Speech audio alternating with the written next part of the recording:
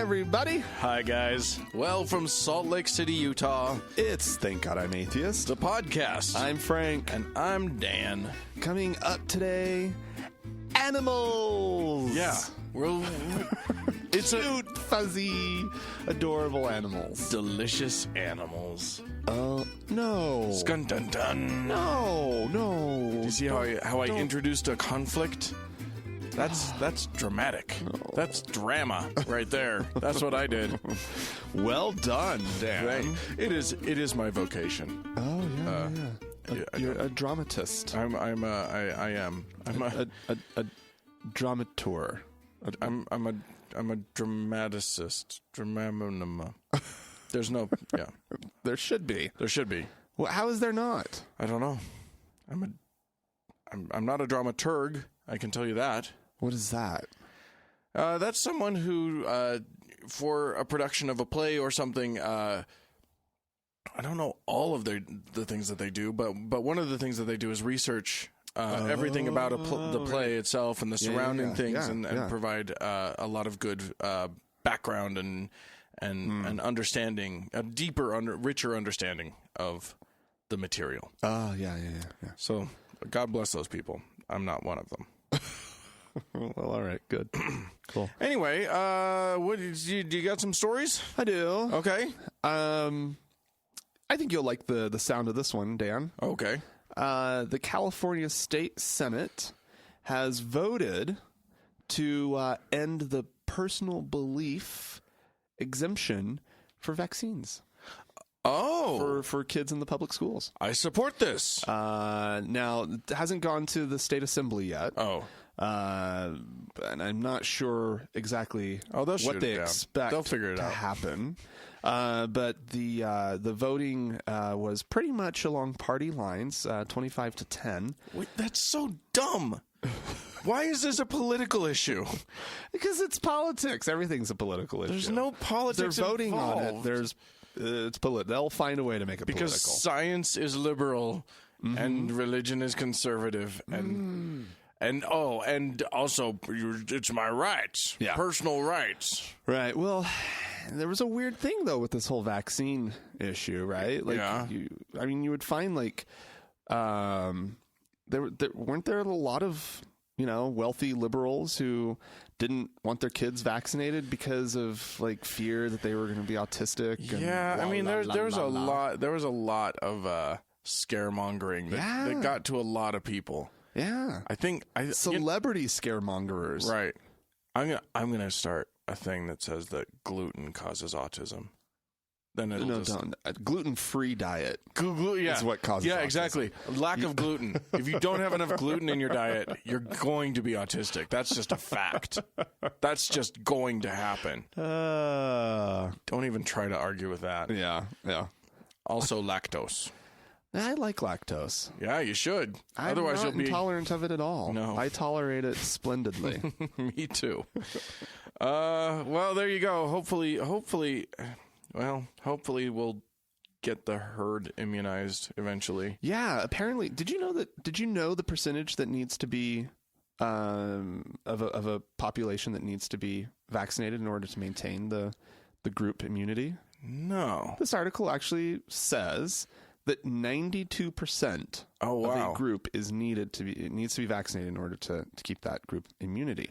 Clearly, there's a certain percentage that for whatever medical reasons they might have, shouldn't be vaccinated. They should not be vaccinated. Right. And as long as that percentage stays below 8%, of the community, everything should be fine. Then we're all still good. The problem is that these a lot of kids in these affluent liberal enclaves, these schools saw a drop below that percentage. And then you have Disneyland, right? The 100 people with measles at Disneyland or whatever who got it at Disneyland or something like that. It's wild. It's crazy that the happiest place on earth for a virus. Yeah. And apparently, just to remind us all that this is important, 400 people die of measles every day in the world. That's crazy. Yeah. Considering how many of us have been vaccinated, that's a crazy figure. Yeah. No, there you go. Yeah. Stop getting measles, everybody. It's a be stronger. It's a well, or just you can psych yourself up, or somebody just notice it's a wildly preventable disease. Yeah, we know how to fix it. Measles, mumps, and rubella. We have the technology. I'm going to move on to merry old England, which I'm going to term England our sister area, because it's been raining in Salt Lake like nonstop for no apparent reason. Climate change, Dan. It actually is climate change. Literally, we are experiencing a very, very, very different year than I've ever experienced in Utah. I've never seen it like this. Yeah. For like the last whole year, it's just been we don't live in Utah anymore. And they say this is one of the new patterns. We're going to see this more and more often in Utah. Anyway, but in actual England, where this kind of not fake, where this kind of weather behavior is acceptable, apparently, or to be expected. You know that there are Mormons in England, right? Yeah, for since the dawn of Mormonism, really. Indeed.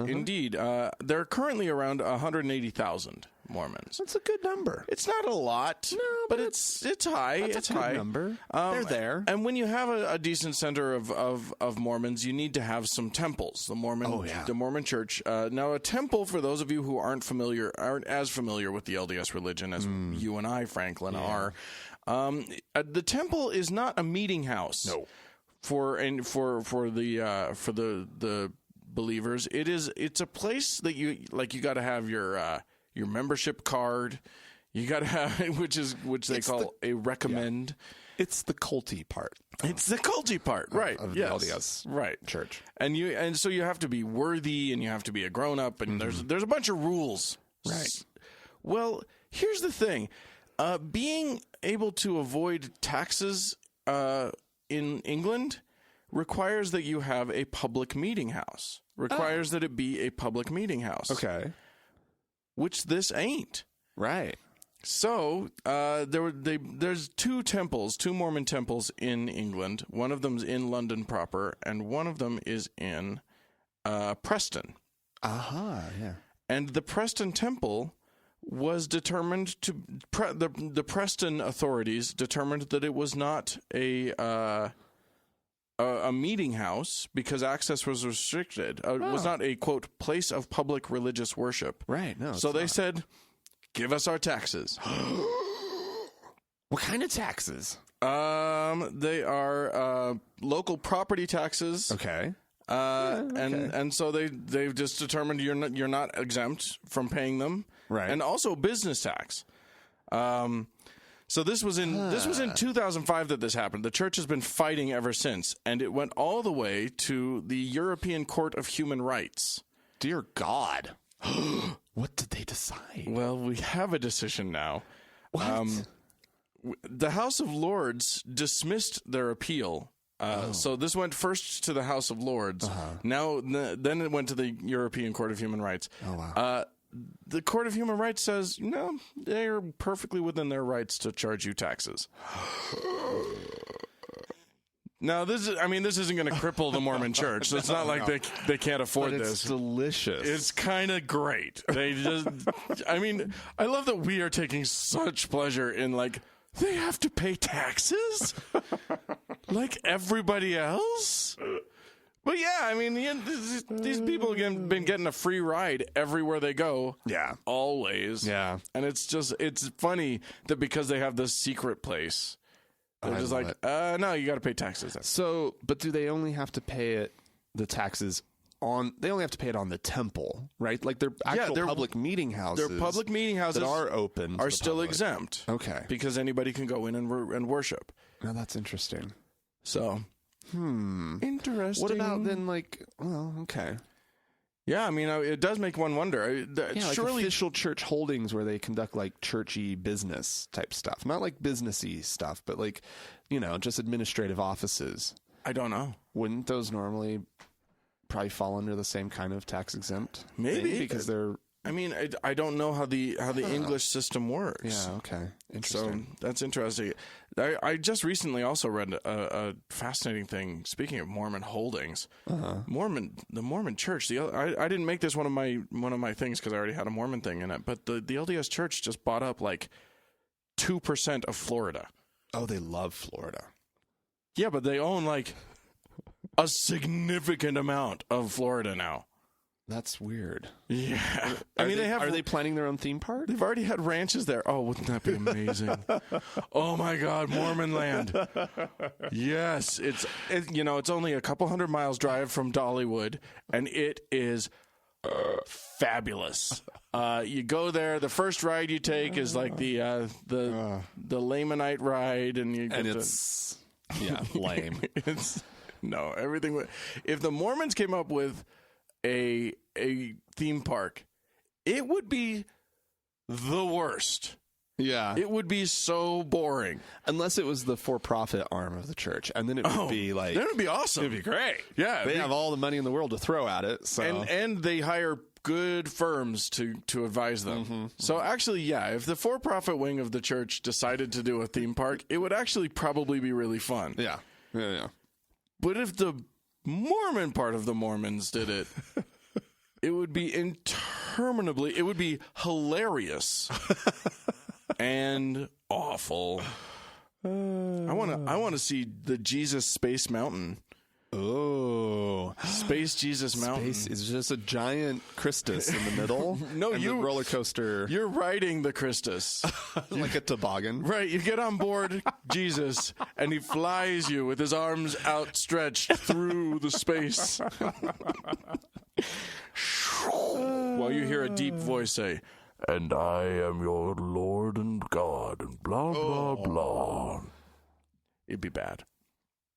Yeah, it would be. But I'd still totally do it. Like 50 times. Anyway, sorry. That's ridiculous. Moving along. Yeah, let's get away from that one. Well, a poll came out, Dan, about religious observance in the U.S. It's the Pew Research Center's 2014 Religious Landscape Study. 2014 was last year. Yeah, but I want to know about now. This is as close as you're going to get to knowing about now. Okay, fine. Is last year's study. Fine. And this is the one where they get people to say how they identify. Right. Rather than letting the churches just say, "Oh yeah, we have this many members." Right. And so this is fascinating. Wow. So in 2007, 78.4% of the country claimed to be Christian. Okay. Last year, 70.6%, a drop of 8 percentage points. That's big. That's big. Eight's a significant drop. It is big. And we've talked a little bit about some of this, which is the fact that the nuns, the non-religious, has jumped 7 percentage points from 16.1% to 22.8% during that same span of time. Mormons, it is interesting. Basically, amongst the Christianity, you're seeing mainline Protestant and Catholic faiths. Those are the ones that are dropping. Sure. Mormons have held steady. The shift in their numbers is within the margin of error for the study. Sure. So they're basically which means that the number of people are dropping out is being equaled by the number of people that the legions of Mormon missionaries converting. Exactly. And that's actually what's really important about that number, because Mormons have long touted themselves as, and it's a total lie, right? But they've long touted themselves as the fastest growing religion in America. Right. They're just equally the fastest shrinking religion in America. That's the thing. They're growing and shrinking at exactly the same rate. And that's so if you look at it that way, they're adding new members at incredible rates. Yeah. This study found that the number of adult Mormons in America is currently at 3.92 million. Okay. The church claims 6.5. So there's a few people missing. Well, yeah, the church, but as we know, the church is claiming people like my wife, who hasn't written the letter yet. She hasn't? No. I didn't know that. I probably knew that, but I didn't know that. I mean, there's a whole shitload of people who would definitely not self-identify as Mormon, who the church can claim. Yeah. And so that's all very, very interesting. Bill O'Reilly picked up on this story, not so much the Mormon part of it, but the decline of Christianity. Right. And he has someone to blame. Oh, wait. I'm going to think about it. It's not going to be Obama. That's too easy. It's a somebody? Or is it a group? More a group. It's got to be the gays. More a genre. Oh, a genre. This is liberals? I don't know. Rap music. Oh my God! I didn't see it coming. I thought I'd see it coming for sure. I thought I had 3 or 4. Oh my God! Oh, I'm so happy. Yeah. And so, of course, if he's blaming rap music, he's really blaming black people. It's the black folks. It's the black folks. Oh my God. Well, I think we have some black people to thank then, as a society. The most church-going group in America. Yeah, exactly. Yeah. Has he met like a black person? I know he's not meeting any at Fox News. Yeah. So hip hop is clearly the problem. Not hard rock. No, of course, or heavy metal. Heavy metal, that's the one. No, anyway, it's just so weird. It's like there's so many easy go-tos on this one. I'm so happy that he chose the racist one. That's just a treat. Well, it's just more threatening. And when you think of his audience, it's the one that's going to get them all scared. Right. Well, yeah, you take a old white ladies, some 68-year-old, man and getting mad and that Beyonce and Jay-Z. Those are just letters. That's not even a person. That's letters. I know. It's pretty crazy. Yeah. Well, that's awesome. That's amazing. Everything about that I like. I'm going to take us to Florida. We were talking about it earlier. Yeah, more Florida. Okay. Yeah. Okay. No, sorry, Georgia. I apologize. It's nearby. Georgia. Yeah, one could imagine why I would. They're just right next door to each other. And they're exactly the same thing. They're the same thing. Clearly. Yeah. No, so a high school principal in Georgia got into some hot water, some very hot water, as a matter of fact. It was a commencement or some sort of assembly. Okay. Who was and they were and there's video of this. But she was up in front of everybody at the podium with the microphone, and there was some mistake where she thought that it was over, and then she was like, "Oh shit, it's not over," and she didn't say shit, but she's like, I forgot the final speech. But by that point, people had already started to walk away. Okay. They'd gotten up to leave. So she was like, "Oh, actually, no. There's one more speech, blah, blah, blah." But some people just continued to file out. Ew. As it sounds like it was just a boring thing anyway. Right. She said, so she chastised the people who were leaving. She said, "You people are being so rude to not listen to this speech." And then she added, "Look who's leaving. All the black people."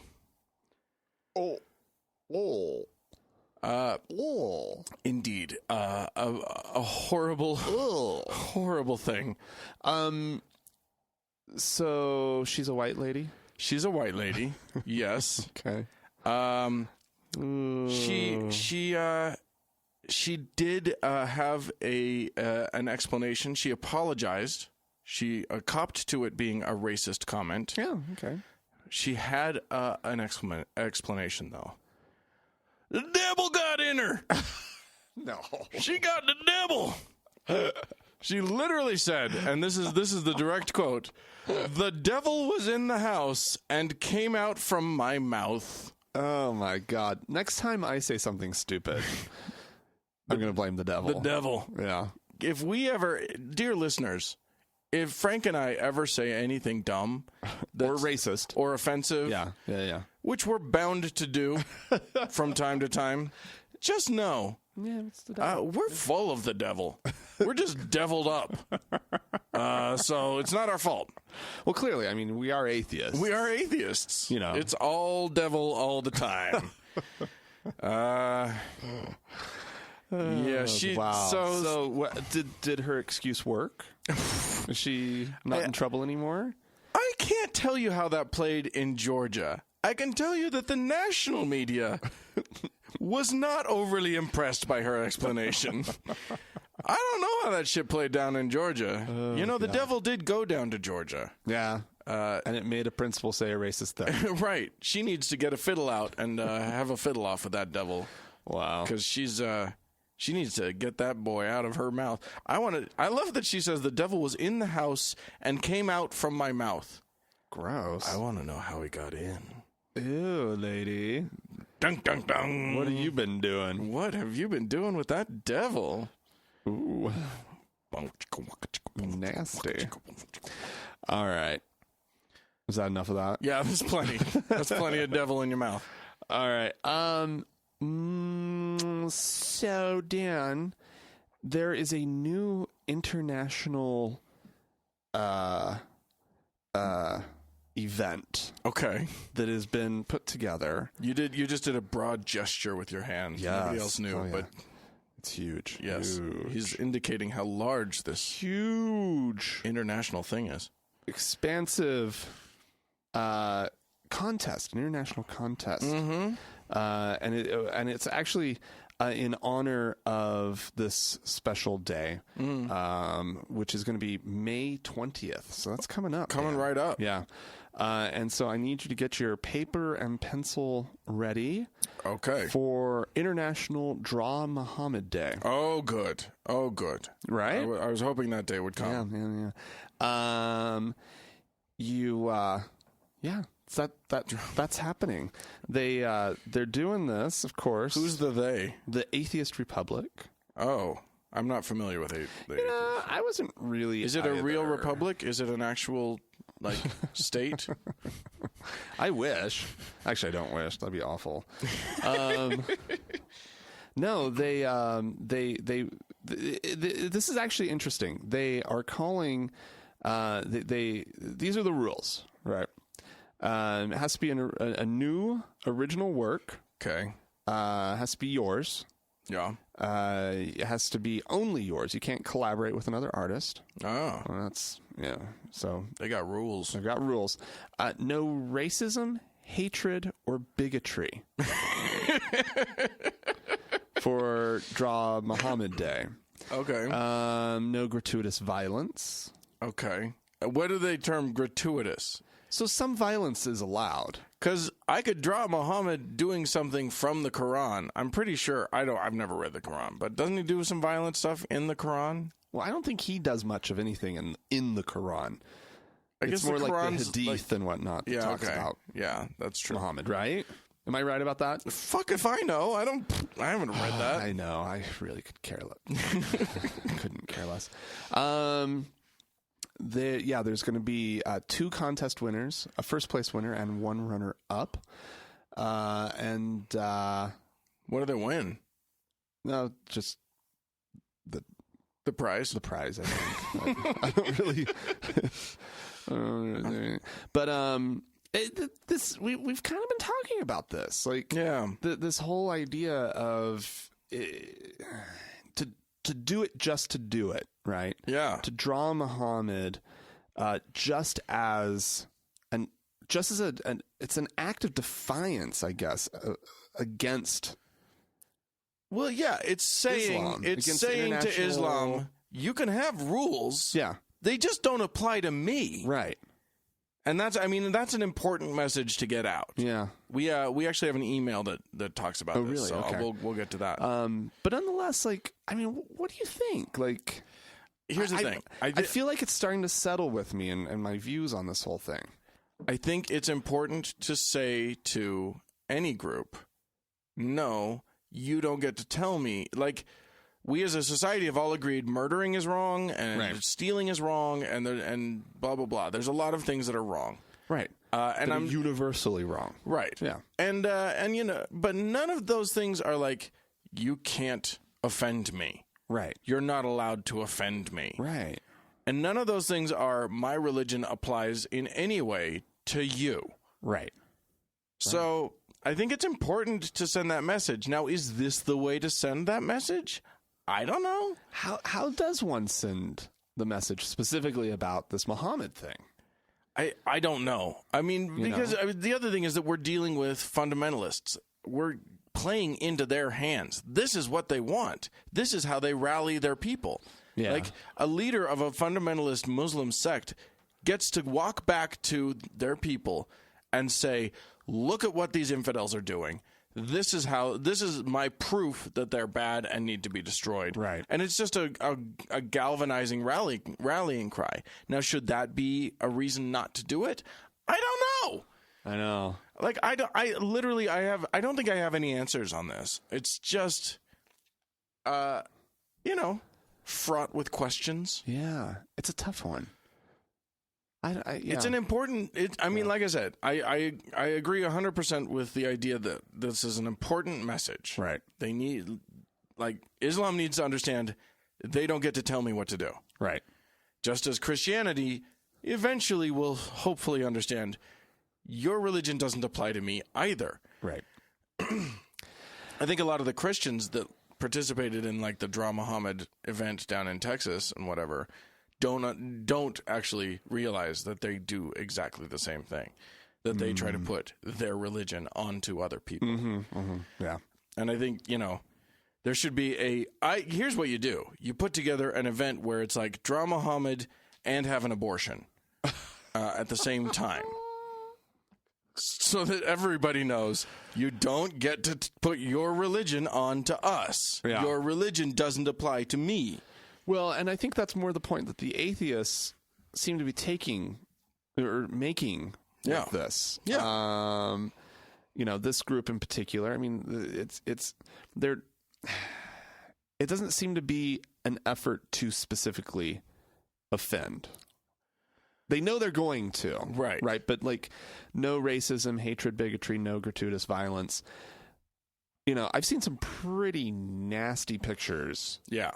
Drawn of Muhammad, right, in pig form, or being fucked by a pig, or being fucked by other men, or obviously stuff that's meant to offend. I mean, it's meant to go as far as you can. The thing about it, though, is you don't have to go that far. Right. A little stick figure with a label that says Muhammad is enough to offend. Right.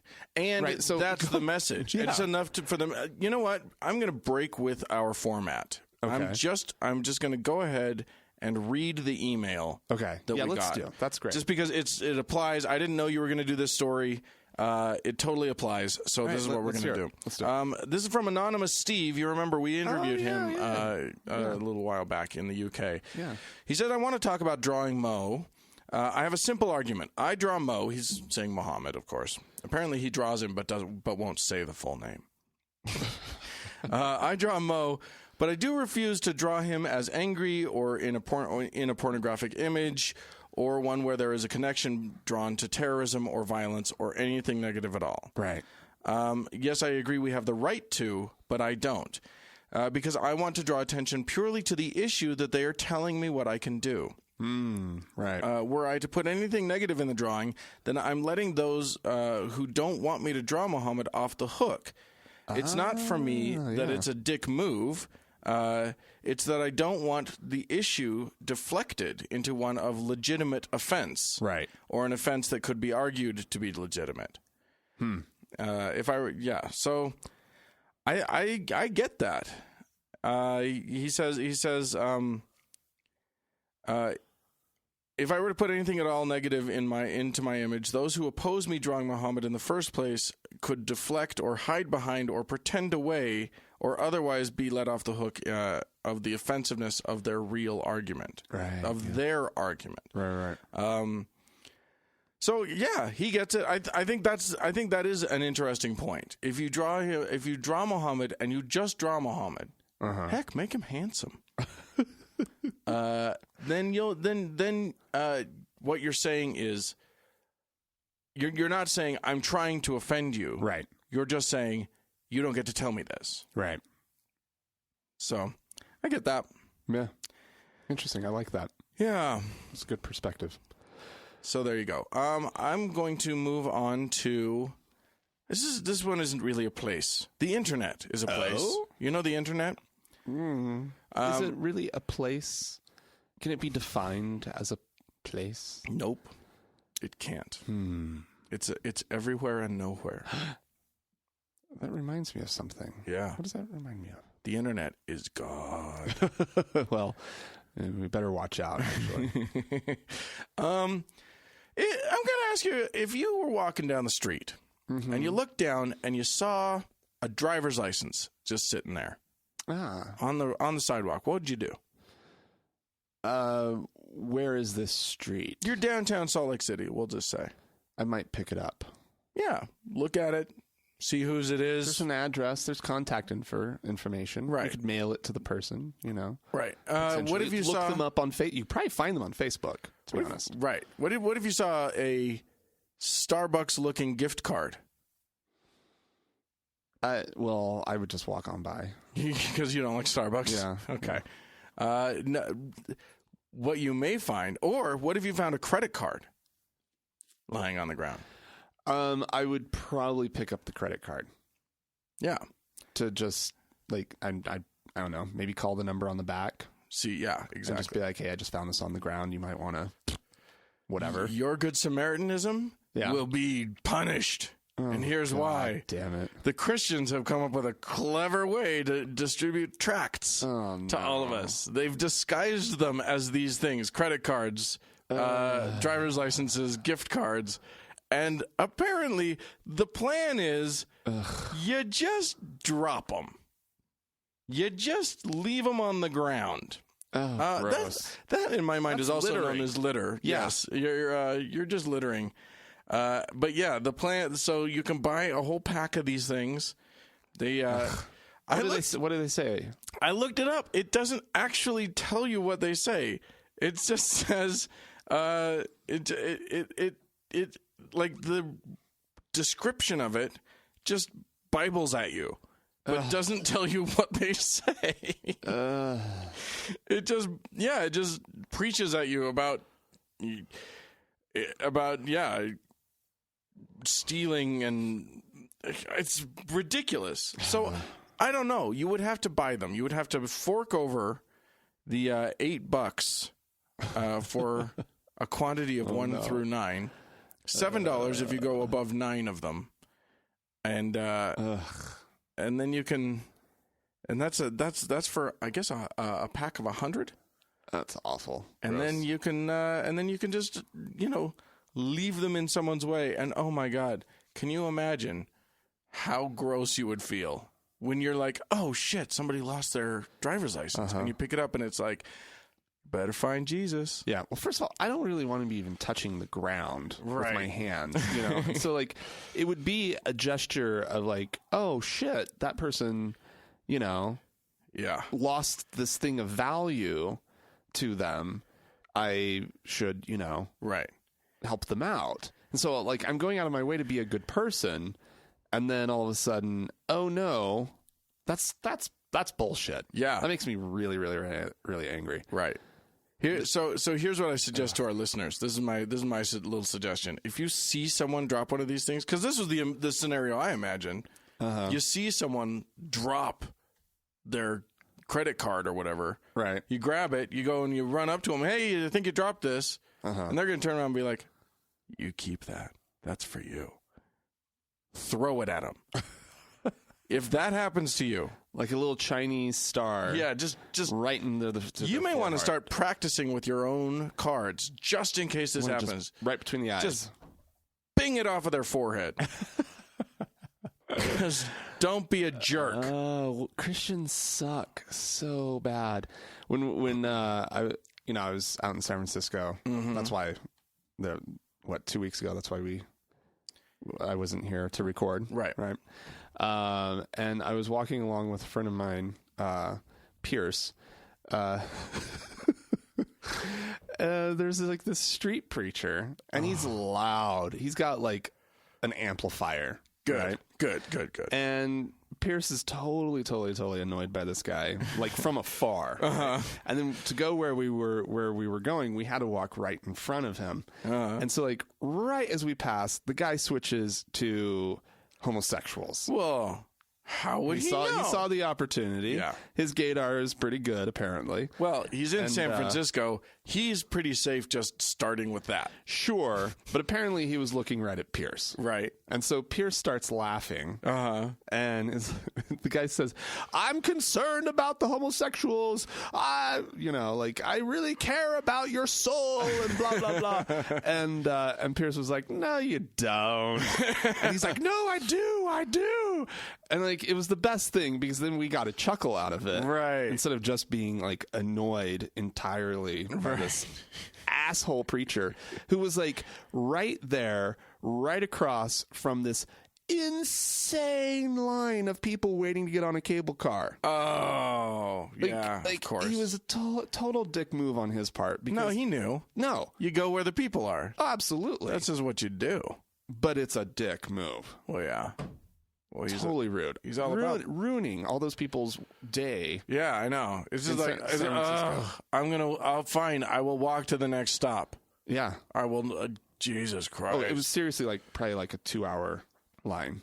Oh my God. Like it was absurd. That is I would absurd. never get into that line, because you could just like you say, just walk up a couple blocks with that same little tourist ticket. Yeah. But anyway. Wow. Yeah, it was crazy. Well, there you go. That's yeah.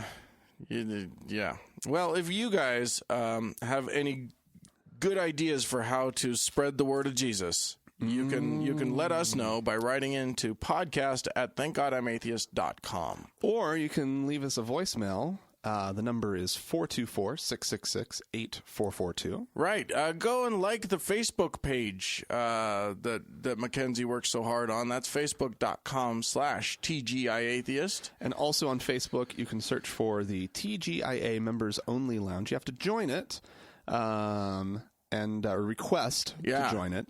And then once you're approved, it's utterly fantastic. Yeah, I've had to update some policies recently about how people are let into the members only lounge. Oh, really? It's getting big, and so it's harder. It's harder and harder for me to sort of make sure that everybody that's there belongs and stuff. But I'm still doing it. I got it. Some spies? No, it was some.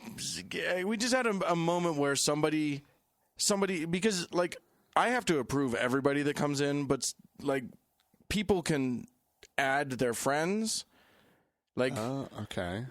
And then I have to approve it, but right. they can add their friends. So their friends don't necessarily know that they're being added. Oh. So now I have to change like how I approach that situation. Because before I was just like, I would just vet them the way I vet everybody and then let them in. But they don't necessarily want to be there. And I was trusting that our people would know who wants to be there or whatever. Anyway, it's strange. We're just we just make the adjustments. It's still an awesome place. It's a great group of people. Oh, cool. I'm very happy about it. All right.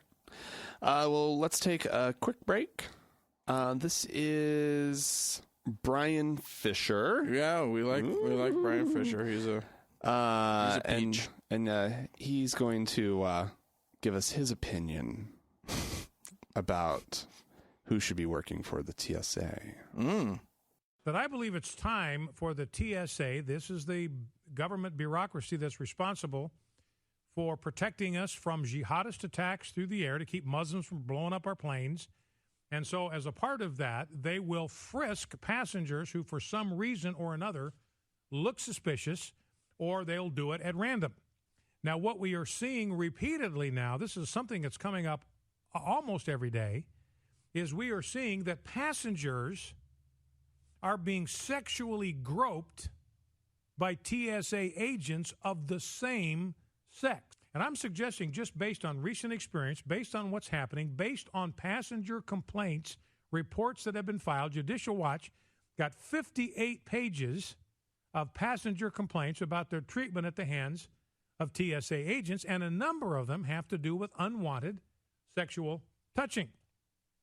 And I'm thinking maybe it's time for the TSA, maybe it makes sense, just common sense, if our concern is to protect passenger safety, if our concern is to protect the sexual integrity of those that fly America's airways, then one of the things we may need to do at the TSA is start discriminating in our hiring practices on the basis of sexual orientation. He figured it out. He figured it out. It's been this is really a sad day for gay people everywhere.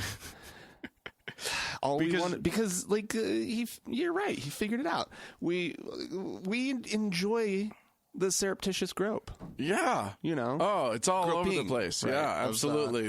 Of others, that's the whole point. It's really the point. It's of being why the TSA was actually created. Yeah, it's a gay groping organization. It's not very usual, in my experience, that someone actually, when they're calling for discrimination, it's so rare, and I find this refreshing on Mr. Fisher's part, for them to call for them to use the language, I want more discrimination. It's time for discrimination is what it's time for. Well, he's taking back the word. He's owning the word. That was ours. Yeah. And then you guys made it dirty. Bad. Ew, no. I proudly discriminate. Yes. And he does. He is a proud discriminator of men. Is this a real thing? Has anybody actually been groped in a sexual way? Because I've been pulled aside at TSA. I've been the random person pulled aside. Sure. And had to go through the extra level of scrutiny. It's not that big of a deal. No, they pat you down. And first of all, there's the guy patting, and then there's the witness. Yeah. Because they don't want you to be able to say that you were groped. Right. So, unless these are like a tag team grope group. they got a little wink and a nod going with each other. Yeah. No, I think anybody making this complaint is more than likely just complaining because they got pat down. Yeah. And they think that any touch is sex touch in certain areas of their bodies. Yeah. I think that's got to be what it is. The people who are because women when they are checked have to be checked if they've got ample cleavage. It kind of like a hand, I think it goes between and under. Wow. To make sure that, because stuff can be transported in there. Yes. So we have a friend who can put a whole bottle of wine. Yeah. Who can sneak a whole bottle of wine in places. Right. For she is endowed in that way. So she is a bottle of wine, you could get a pretty good weapon in. Yeah, absolutely. So these things must be checked. Or you could just bludgeon somebody with the bottle of wine. With the bottle of wine after you've drunk it. Or before, but if it breaks, then you've wasted wine. Damn. All right. Okay, so there you go.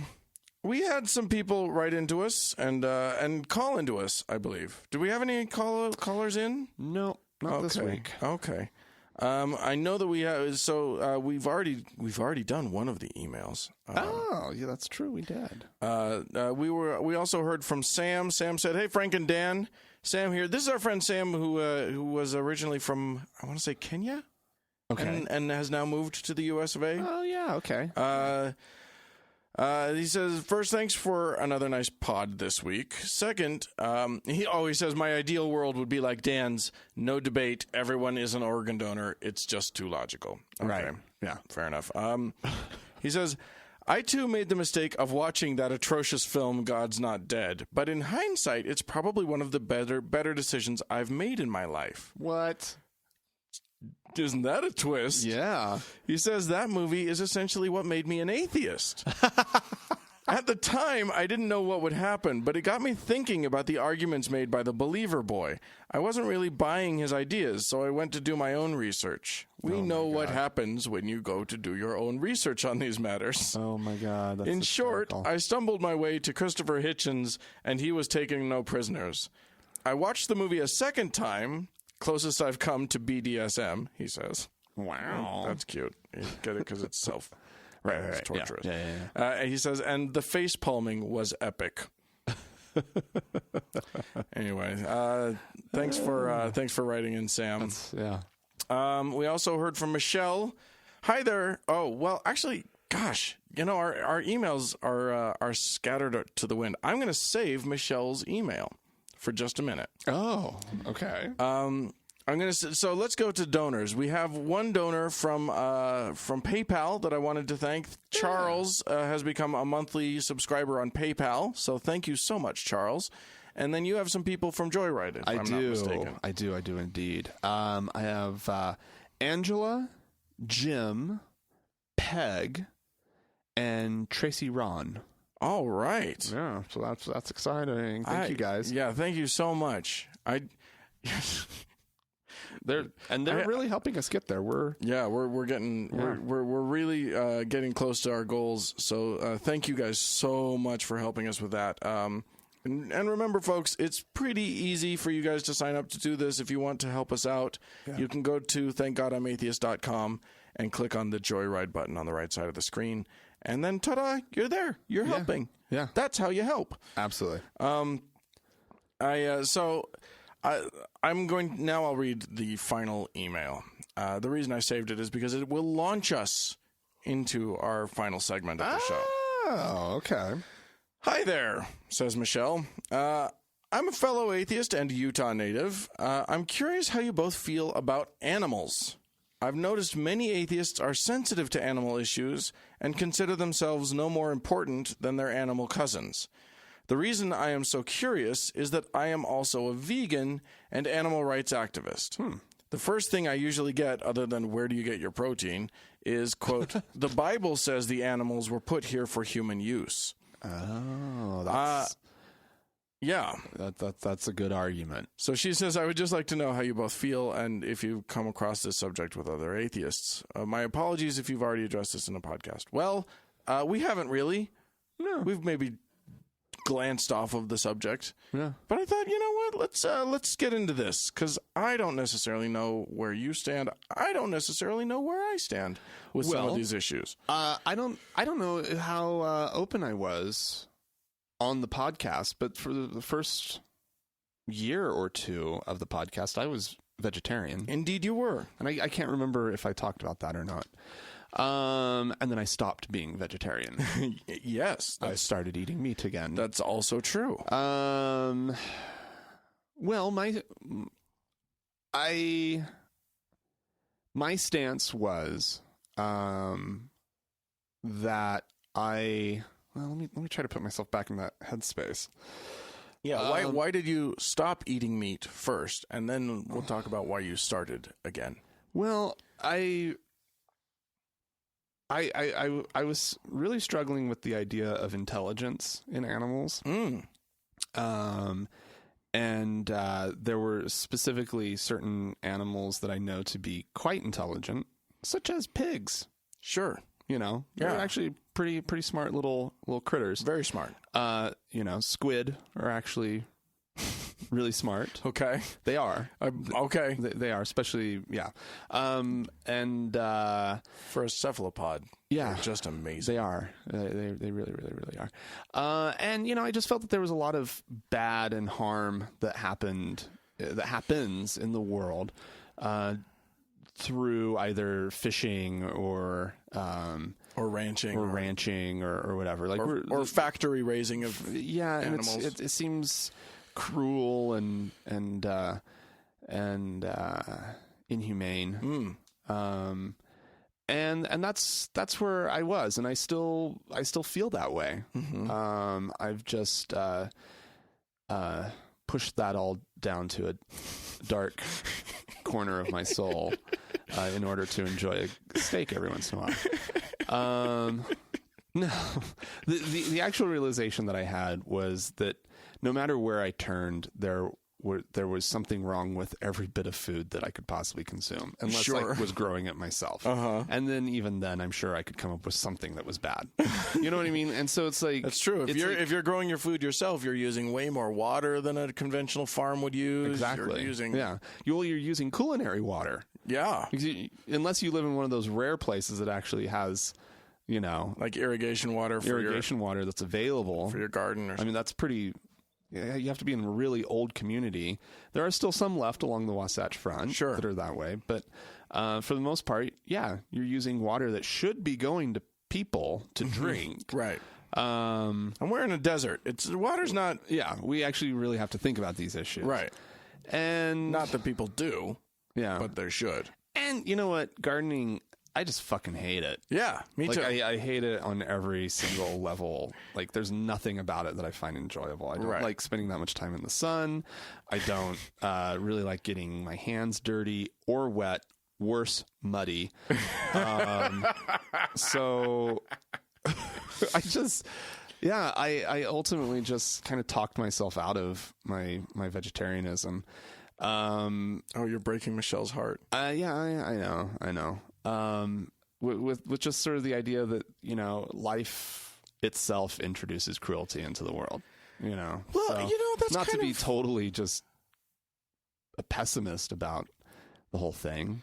I think that it's smart to make good and wise decisions about the food that you eat and being relatively informed. Yeah. It's so interesting to me because I go all sorts of places with this issue. I cannot come to I literally can't get my head around some of these issues. I certainly understand the notion that if the notion that the way that we raise a lot of our animals is rough. Yeah. It's horrible. No. It's and cruelty is not an inappropriate word to use. Oh, no. By the same token, and also I sympathize wholeheartedly with the notion that that Michelle puts forward that we as an animal on the earth are in no way more important than any other animal on the earth. Well, I actually sympathize with that. I actually don't think we are. No, we aren't, but however, we're smarter. We are smarter, but there's another element to that. If we are to say that we as the human animal are no more important than our cousins, the other animals of the earth, they kill each other too for food. Yeah. It's not like killing an animal for food is if we say that we are just one of nature's critters, then we are participating in nature to do this. And I think that that's right. We're supposed to eat meat as a critter. That's how we get our protein. That's how we evolved. Right. I mean, there is the disconnect though that we have. You looking at a steak sitting on a plate in front of you, you can imagine the shape of the cow that it came out of. Right. But I don't dig my face into the side of a cow in order to eat it. Exactly. Yeah. You didn't go out and kill a cow in the wild as it's supposed to be killed. I don't ever see wild cows. That's part of the problem. I would totally do it, but I never see wild cows. I've thought about that. I've considered going hunting just to see what to establish a connection with food and just sort of see how that makes me feel. Right. Let that sort of be an experience that I have. You should watch. I think it was this last week's Anthony Bourdain on CNN, the Scotland episode. Oh yeah, really? He goes hunting and it's gruesome. Yeah. Yeah. Okay. He goes to experience it. Sure. Well, he goes with somebody who that's his reason to be there. It's this food writer, right. Scottish food writer. And he goes and he kills. He's the one who pulls the trigger and kills this buck. And then they go and they eat venison. Sure. And there's a moment that's pretty gruesome in it. But nonetheless, that idea there is something that I respond to with that. If you're killing your own food, it is different, I mean, if you go down to your local grocery store and pick up some chicken, yeah, it's just a different experience. It is. Although I don't know about the romanticizing of hunting. When I think about it, or of killing your own thing. Like when I think about killing of an animal, to me, it doesn't make much difference between if I kill it or if someone else kills it. Like the raising of the animals makes a difference to me because there's cruel ways of raising an animal, and there are much more. There's the idea of like quality of life of this animal, right? And that to me holds a lot more water in my mind than the idea of how they're killed. Like, right? I don't romanticize killing my own food at all.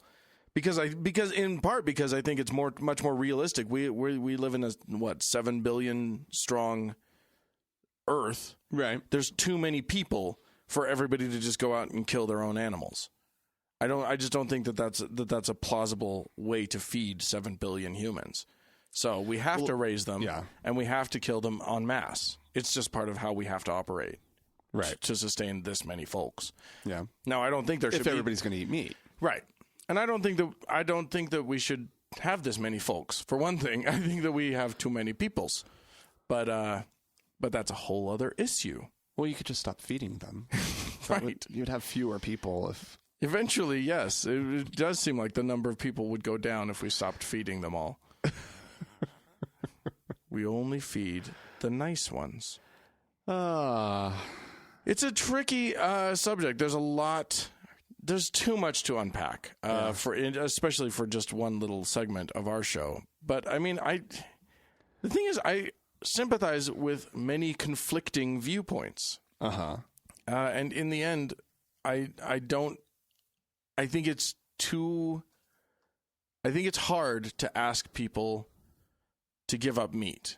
It's such a good nutritional thing, and it's so hard to replace all the things that you get from meat with just vegetable. You are calling for emails from vegetarians. I get it, because you're all gonna come and you're all gonna flood me with stuff up and down. And we have a ton of vegan listeners. Like they've made themselves known on the members only lounge and stuff, and I respect it. Like I get it. Right. I just don't necessarily buy all of the arguments, and I don't think that their conclusion is necessitated by the evidence that they have. I think that they've got I believe a lot of the same evidence, and I think that it's atrocious. I just don't know what to do about it. Like in the end, I don't think that other animals. I don't care about other animals as much as I care about humans. I just don't. Well, Dan. I don't. Wow. We're all riding together on the same spaceship. It's the spaceship Earth. As Frank goes hippy-dippy on us. We are, Dan. It's true, we are. I will say this about vegans. You got it a little bit more figured out than vegetarians. Interesting. Don't you think? Like if you're doing it out of some kind of like ethical or moral concern about the planet and cruelty and blah blah blah, you can't exactly go around wearing a leather jacket. It does while saying I'm sorry, I don't eat meat. Right. Yeah. I mean, I guess so. Yeah. It seems like there's an internal consistency to that. Yeah. If that's the reason why you're doing it. Right. If you're just being vegetarian because you For believe, religious reasons. or you believe it's healthier or whatever. Healthier, yeah. I don't know you that could make that argument. I suppose. I don't know that. I mean, I'm certainly not as well read on the subject as some, but I think you could definitely make the argument if as long as like pescatarian, still eating fish. Yeah, right? That's the only meat that you eat. I don't know that I buy that vegetarianism is healthier if you eat fish. I don't know that I buy that. Oh, well, I mean, you are consuming a lot less. You're not going to be consuming red meat in large quantities. What's wrong with red meat? Well, anything in large quantities isn't going to be great, but right. I mean, nothing wrong with red meat. You should avoid red meat for the most part. Why? Eat it as a treat. I don't know why that's the case. Because there's heart concerns, right? And cholesterol concerns and so forth and so on. I don't know that that's necessarily the case. I don't know that you've hit on something that's necessarily true. Maybe if you eat an overabundance of it, then it becomes a problem. Anyway, we're not doctors. We're not. Yeah. I don't know enough about it to say that. And now we've both invited everybody, a flood of emails. Now everybody's going to email us. And that's okay. That's okay. You guys have stuff to say. We will listen. If you want to write into us about it and tell us the ways in which we were wrong, or confirm the beautiful ways in which we were right, you may do so. You write into podcast@thankgodimatheist.com. Or you can leave us a voicemail at 424-666-8442. Indeed, I believe that you will. And also go to the Facebook page, facebook.com/TGIAtheist. And also on Facebook, there's the TGIA Members Only Lounge. Yeah. Look for it. Yeah, you'll join it. Yep. And then you may discuss this respectfully among each other. Indeed. It must be respectful, though. It's an insistence. Dan has his rules, everybody. I do. He has rules. I'm the god of that domain. He's a strict disciplinarian. And the Lord thy God is a fine God. He just doesn't want anybody to be rude to anybody else. That's all. If you want to help us out and keep this venture thriving, then please go to thankgodimatheist.com and click on the Joyride button to help donate to us. Indeed. That was very nice of you. It's very nice. We do appreciate it. And thanks, of course, to Mackenzie for all of her help on Facebook. And to the Red Rock Hot Club for the use of their music for our theme. And thank you, dear listener. Oh, we do like you guys a lot. All right. Bye-bye.